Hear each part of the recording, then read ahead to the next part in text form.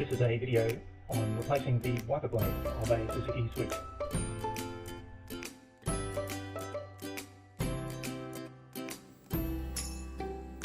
This is the new wiper blade in the box.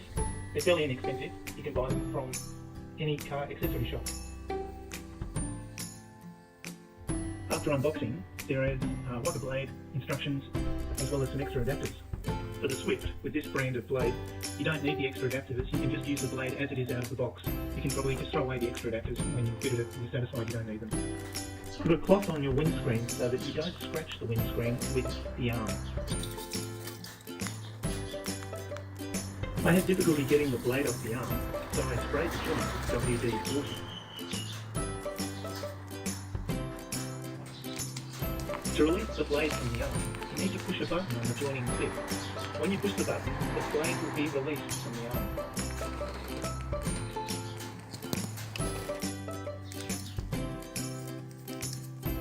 The blade should then slide off the hook end of the arm.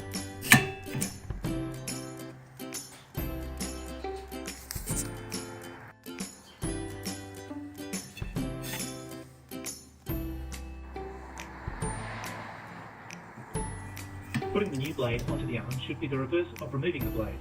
With my blade, there is a difference in the design of the holding clips between the original blade and the replacing blade.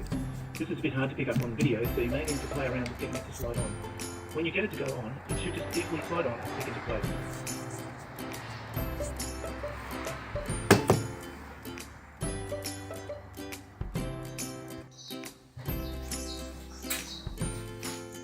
It's a little bit hard to see on the video, but the blade is being held onto the hook end of the arm by the retaining clip.